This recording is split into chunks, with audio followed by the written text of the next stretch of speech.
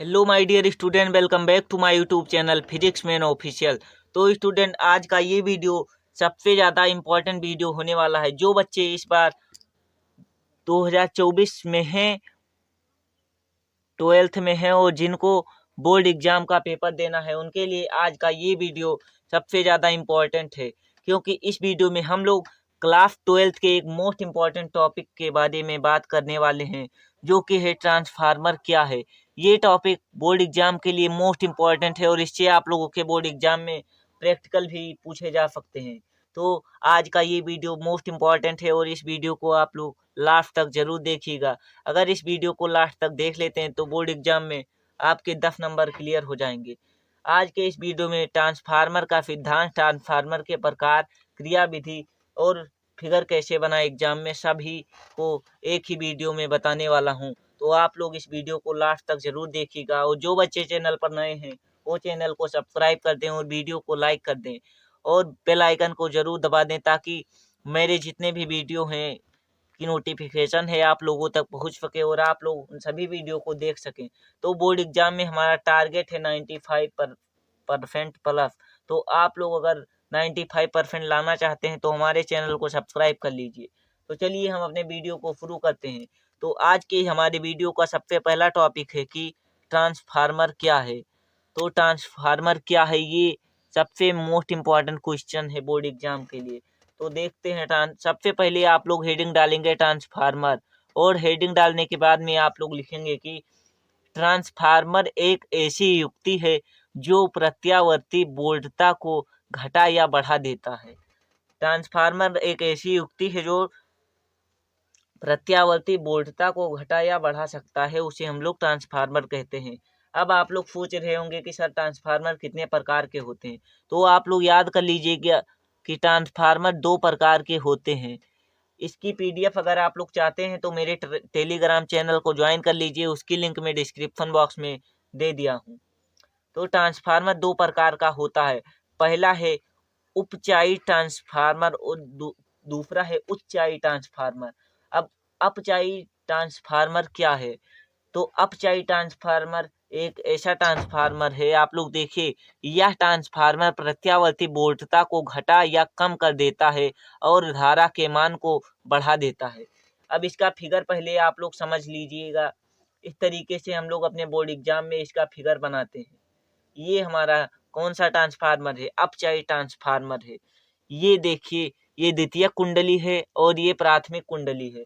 ये जो लगा हुआ है इसको हम लोग पटलित क्रोड कहते हैं।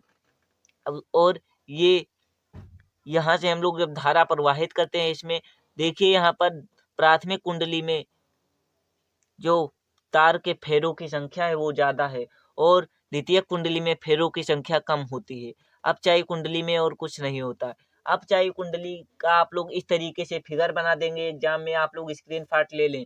और अगर चाहते हैं अगर इसका की पीडीएफ मिले आप लोगों को, तो डिस्क्रिप्शन बॉक्स में मैंने टेलीग्राम चैनल की लिंक दे दी है। आप लोग जा करके वहां से टेलीग्राम में ज्वाइन हो सकते हैं। और अगर आप लोग टेलीग्राम चैनल का नाम जानना चाहते हैं तो फिजिक्स मैन ऑफिशियल जाकर टेलीग्राम पर लिख दीजिए, हमारा चैनल आ जाएगा। तो इस तरीके से फिगर आप लोग बनाएंगे बोर्ड एग्जाम में और लिखेंगे क्या? अपचायी ट्रांसफार्मर में आप लोग लिखेंगे कि यह ट्रांसफार्मर प्रत्यावर्ती वोल्टता को घटा या कम कर देता है और धारा के मान को बढ़ा देता है। अपचायी ट्रांसफार्मर क्या करता है? प्रत्यावर्ती वोल्टता को घटा या कम कर देता है और धारा के मान को बढ़ा देता है। इसका यही कार्य होता है। अब लिखेंगे इसमें, इसकी प्राथमिक कुंडली में फेरों की संख्या अधिक होती है। देखिए यहाँ पर फेरों की संख्या अधिक है, ये प्राथमिक कुंडली है, और द्वितीय कुंडली में फेरों की संख्या कम होती है। तो वही हमने यहाँ पर लिख दिया। हमने लिखा कि इसकी प्राथमिक कुंडली में फेरों की संख्या अधिक एवं द्वितीय कुंडली में फेरों की संख्या कम होती है। तो वही हमने लिख दिया। ये आपका था कौन सा ट्रांसफार्मर? अपचायी ट्रांसफार्मर। तो इस तरीके से आप लोग अपचायी ट्रांसफार्मर लिख कर आएंगे बोर्ड एग्जाम में। दूसरा है आपका उच्चाई ट्रांसफार्मर। अब आप लोग सोच रहे होंगे कि उच्चाई ट्रांसफार्मर क्या है। तो मैं बता दूं आप लोगों को कि यह भी अपचायी ट्रांसफार्मर के जैसा है। इसमें फिगर भी सेम ही रहता है, बस थोड़ा सा डिफरेंट है। तो चलिए देखते हैं क्या डिफरेंट है। इसका यह ट्रांसफार्मर प्रत्यावर्ती वोल्टता को बढ़ा देता है, लेकिन उच्चाई ट्रांसफार्मर जो था वो प्रत्यावर्ती वोल्टता को घटा या कम कर देता था और धारा के मान को बढ़ा देता था। तो ये जस्ट उसका उल्टा है। उच्चाई ट्रांसफार्मर क्या करता है, जो प्रत्यावर्ती वोल्टता होती है उसको बढ़ा देता है और धारा के मान को घटा देता है। और अपचाई ट्रांसफार्मर में क्या होता था, अपचाई ट्रांसफार्मर में प्राथमिक कुंडली में फेरों की संख्या ज्यादा होती थी और द्वितीय कुंडली में फेरों की संख्या कम होती थी। लेकिन तो यह जब उसका उल्टा है तो इसमें इसके प्राथमिक कुंडली में फेरों की संख्या कम है तो एवं द्वितीय कुंडली में फेरों की संख्या अधिक होती है, जिससे यह धारा की प्रबलता को घटा देता है। बस फिगर सेम रहेगा आप लोगों का, वही फिगर आप लोग इसमें भी बना देंगे और आपको पूरे नंबर एग्जाम में मिल जाएंगे। अब चलिए हम इसके क्रिया विधि को समझते हैं, जो कि बोर्ड एग्जाम के लिए मोस्ट इम्पॉर्टेंट है। तो क्रिया विधि को समझने के लिए सबसे पहले आप लोग फिगर बना लेंगे। कौन सा फिगर बनाएंगे, यही वाला फिगर आप लोग अपने एग्जाम में बना लेंगे, या स्क्रीनशॉट ले लें बाद में आप लोग बना लेना, क्योंकि ये फिगर मोस्ट इम्पॉर्टेंट फिगर है और आप लोग इसी फिगर को अपने एग्जाम में बना कर आएंगे। अब आप लोग लिखेंगे क्रिया विधि या कार्य विधि, हेडिंग डालेंगे, उसमें लिखेंगे कि जब प्राथमिक कुंडली के सिरों के बीच प्रत्यावर्ती वोल्टता लगाई जाती है तो उस कुंडली में प्रत्यावर्ती धारा बहने लगती है। देखिए जब इस कुंडली में हमने क्या किया, प्रत्यावर्ती वोल्टता लगा दी तो ये देखिए धारा बहने लगी। और जब धारा बहने लगी तो क्या होता है, तो देखिए धारा बहने लगती है या प्रत्यावर्ती धारा क्रोड में परिवर्तित चुंबकीय क्षेत्र उत्पन्न कर देता है। ये देखिए पटलित क्रोड है, इसके बीच में चुंबकीय क्षेत्र उत्पन्न हो जाता है, क्योंकि इनमें जब धारा बहती है तो इसके बीच में चुंबकीय क्षेत्र उत्पन्न हो जाता है। और आगे देखिए क्या है, चुंबकीय क्षेत्र उत्पन्न कर देता है, अतः द्वितीय कुंडली से बद्ध चुंबकीय फ्लक्स में परिवर्तन होने लगता है, जिससे उसमें उसी आवृत्ति का वैद्युत वाहक बल उत्पन्न हो जाता है।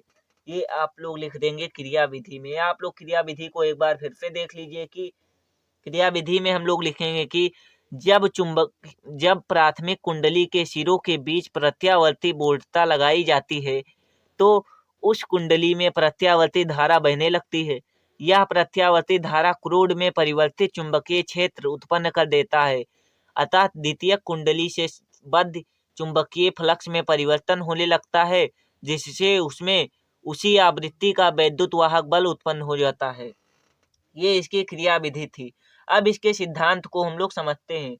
आप लोग हेडिंग डाल देंगे बोर्ड एग्जाम में सिद्धांत, और सिद्धांत हेडिंग डालने के बाद में आप लोग इसमें लिखेंगे कि माना ट्रांसफार्मर के प्राथमिक कुंडली व द्वितीय कुंडली में फेरों की संख्या क्रमशः NP व NS है। तो देखिए ये हम लोगों ने प्राथमिक कुंडली और द्वितीय कुंडली बना ली।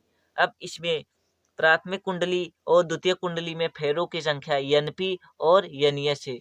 तो यहाँ पर हमने मान लीजिए दो कुंडली बनाई है, एक अपचाई ट्रांसफार्मर की हम लोगों ने बना दी है यहाँ पर, और एक उच्चाई ट्रांसफार्मर की बना दी है। ये NP है और ये NS है।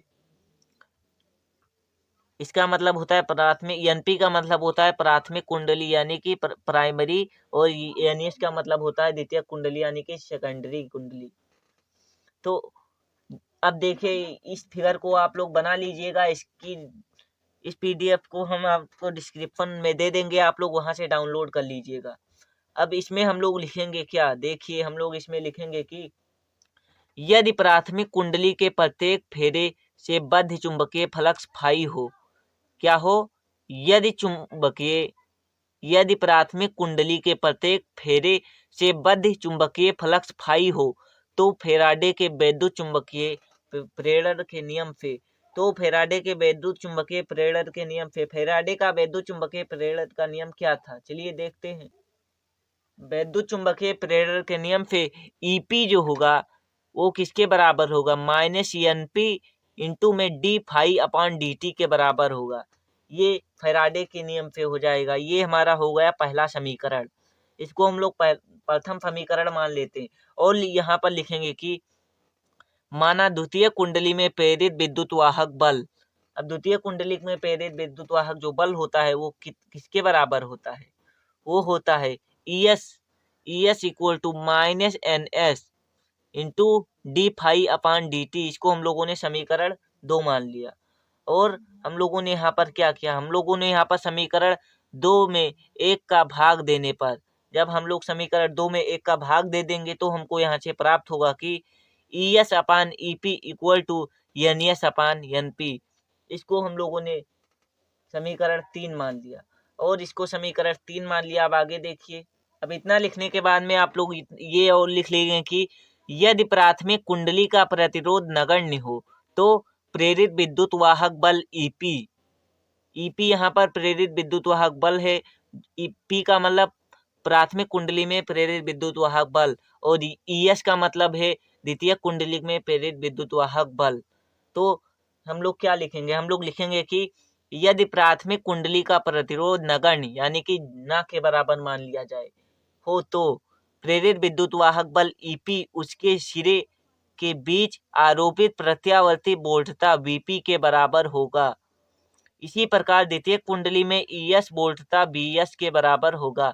तो यहाँ से हम लोग कह सकते हैं कि बीएस अपान बीपी होगा जो वो एनएस अपान एनपी के बराबर होगा। इसको हम लोगों ने समीकरण 4 मान लिया। बीएस अपान बीपी जो होगा वो एनएस अपान एनपी के बराबर होगा। तो हम लोग लिखेंगे कि माना प्राथमिक कुंडली में बहने वाली धारा आईपी व द्वितीय कुंडली में बहने वाली धारा आईएस। आईपी का मतलब है प्राइमरी कुंडली में बहने वाली धारा आई और एनएस का मतलब सेकेंडरी यानी द्वितीय कुंडली में बहने वाली धारा आईएस। तो अब हम लोग क्या करेंगे, इसको मानेंगे और हम लोग एक फार्मूला जानते हैं कि निवेशित शक्ति, जो निवेशित शक्ति होती है वो किसके बराबर होती है, वो होती है BP into N P, BP into N P के बराबर होती है निवेशित शक्ति। और एक होती है निर्गत शक्ति, निर्गत शक्ति किसके बराबर होती है, निर्गत शक्ति बराबर होती है B S into I S. और हम लोग जब आदर्श स्थिति इसमें लिखेंगे, आदर्श स्थिति में क्या लिखेंगे, आदर्श स्थिति में हम लोग लिख सकते हैं कि BP into I P equal to होगा B S into I S के, ये इसके बराबर हो जाएगा BP into I P equal to B S into I S के। और हम लोग जानते हैं कि बीपी अपान बी एस जो होता है वो आई एस अपान आई के बराबर हो जाएगा। यहाँ से देखिए बीपी और बी एस को हम लोगों ने जब एक तरफ ले लिया तो यहाँ पर क्या होगा, I S upon I P हो गया। इसको जब आप लोग कैलकुलेशन जब करेंगे तो यही आप लोगों को प्राप्त होगा। और आप लोग जानते हैं कि जो आई पी, इसको हम लोग इस तरीके से भी लिख सकते हैं कि आई पी अपान आई एस बराबर होगा B S upon B P के। इसको हम लोगों ने व्युत्क्रम कर दिया। आप लोग यहाँ पर चाहें तो लिख लें क्या, व्युत्क्रम करने पर, आप लोग यहाँ पर लिख लें व्युत्क्रम करने पर, क्योंकि आप लोगों ने यहाँ पर क्या किया, इसको पलट दिया है तो लिख दीजिए व्युत्क्रम करने पर। जब आप लोगों ने इसको व्युत्क्रम किया तो क्या हो गया, I P upon I S equal to B S upon B P, समीकरण 5 इसको मान लिया। तो हम लोग क्या लिख सकते हैं, हम लोग समीकरण 4 पे लिख सकते हैं क्या कि आई पी अपान आई एस बराबर होगा किसके, आई पी अपान आई एफ। ये देखिए बी एफ अपान बी पी का जो मान था वो समीकरण 4 में क्या था, वो समीकरण 4 में था N S upon N P. तो B S upon B P के स्थान पर हम लोग N S upon N P लिख सकते हैं, बिल्कुल लिख सकते हैं। तो वही हमने यहाँ पर लिख दिया, हमने यहाँ पर B S upon B P के स्थान पर N F upon N P लिख दिया और ये बराबर होता है किसके, B S upon B P के। तो ये ही हमारा इसका सिद्धांत होता है। और अगर आप लोग इतना करके आ गए ना तो आपको ट्रांसफार्मर से एक भी नंबर नहीं कटेंगे, आपको एग्जामिनर पूरे नंबर दे देगा। तो आई होप आप लोगों को ये वीडियो समझ में आया होगा। और अगर आप लोगों को ये वीडियो समझ में आया हो तो वीडियो को लाइक कर दीजिए और चैनल पर नए हैं तो चैनल को सब्सक्राइब कर दीजिए। और इसकी पीडीएफ मैं आप लोगों को डिस्क्रिप्शन बॉक्स में इसकी लिंक दे दूंगा, आप लोग वहां से इसकी पीडीएफ प्राप्त कर सकते हैं। और अगर कोई समस्या आती है तो मैं अपना व्हाट्सएप नंबर भी दे दूंगा, आप लोग मेरे व्हाट्सएप नंबर पर वो केवल मैसेज करके पीडीएफ को प्राप्त कर सकते हैं। तो हम मिलते हैं अगले इंपॉर्टेंट वीडियो में, तब तक के लिए धन्यवाद।